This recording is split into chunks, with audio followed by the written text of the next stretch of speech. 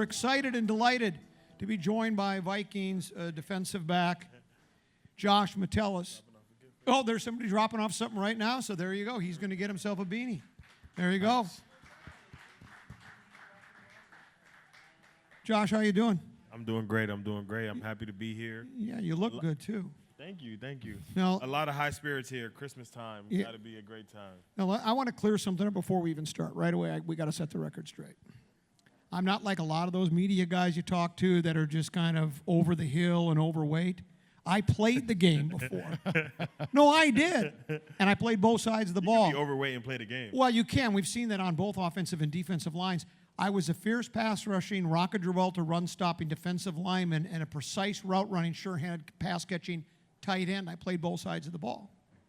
Okay. Well, that was a long time ago. It was 4th, 5th, and 6th grade, but I played football, so I understand the ins and outs, the 22 wide and all those things. So if I start getting some inner ball talk with you, you'll know where I'm coming from. It's not just like one of those media guys. I know a little myself, too. Yeah, I know you do. But here's what's come to my attention. This might be a problem. You went to that school up north, didn't you? Number one team in the country, baby. Yeah. What, Number one school team up in the north. country. Up north. Up north. North you could go. And the reason I have to call it that is my youngest boy, baby brother Peter, is a freshman at the Ohio State University. School down south. The school down south. Way down. So it's like it's really hard for me when you're from Michigan. Oh, I'm not supposed to say this. Did you know they don't say Michigan at Ohio State? I know that. They call it the school up north or UMich. I know. Here's what else he told me, and you probably know this. The week of the game, anywhere where there is an M on any sign, X. they X it out with red tape. Crazy. Now, do you guys take it?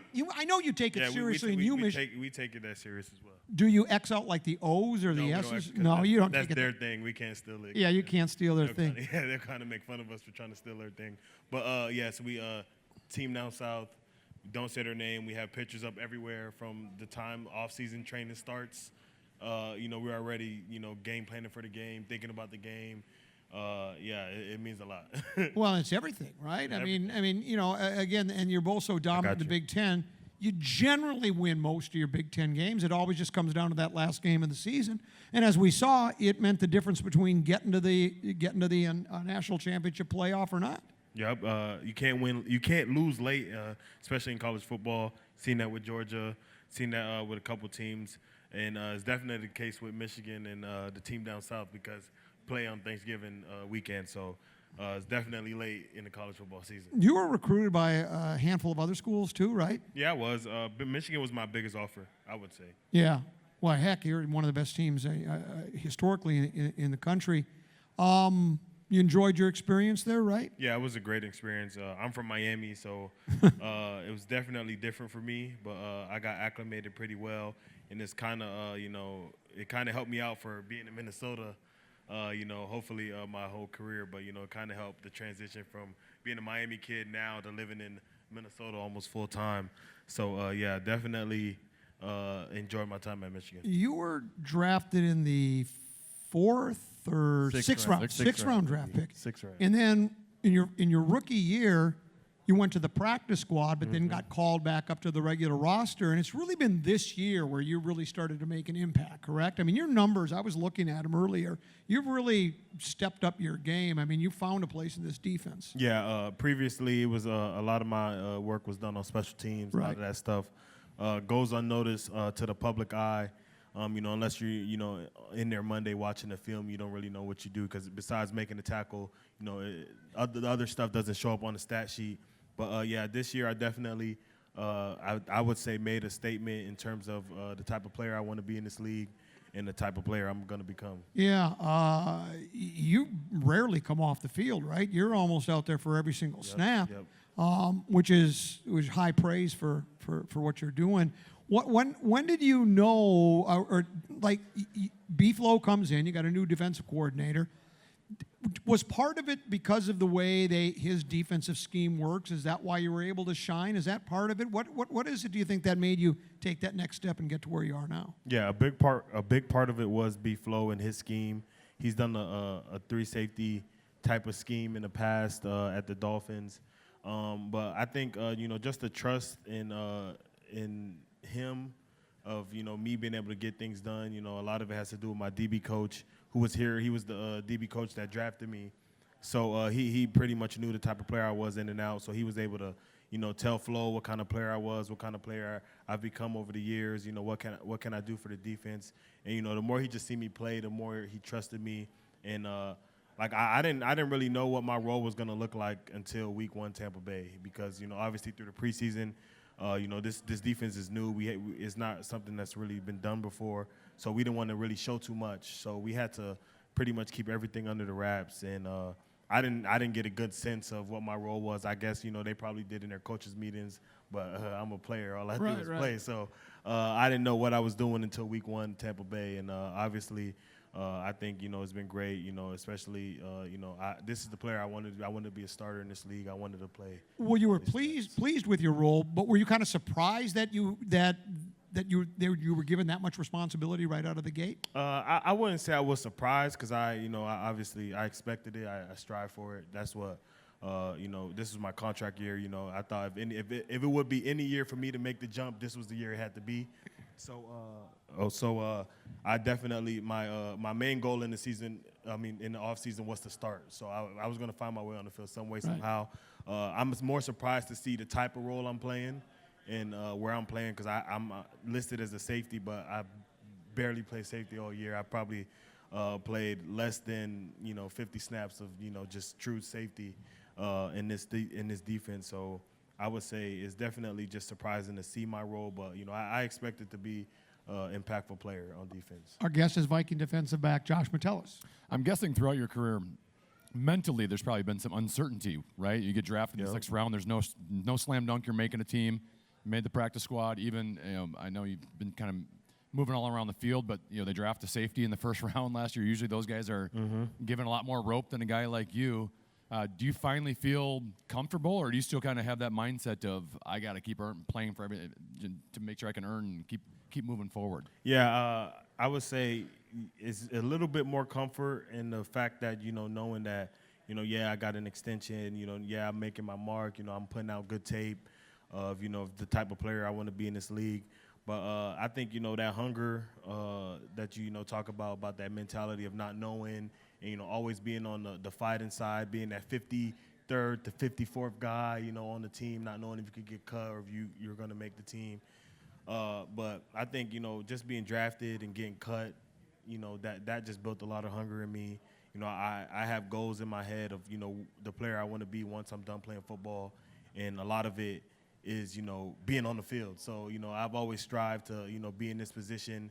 And I think, for me to get to my goals, I can't get complacent now. This is the time where I have to dig in deeper and, figure out a way to keep myself in this spot, be consistent, because that's what this league's all about, is consistent players making consistently good plays all the time. And, I would say my hunger is even more now that I got a taste. It seems like you're part of a lot of what we call splash plays. Like forcing fumbles. It seems like when someone else forces a fumble, you're always the guy jumping on it. Is that something that can be coached and taught, or do you think that's just like a natural instinct thing? What do you think of that? I think it's a mentality. I was just talking to one of our guys on the way here about my main goal of leaving these football games on Sunday is making game-winning plays. I want to be the guy. I want to be one of the guys that you look said and done. This guy made a play to help win the game, because that's what your best players do.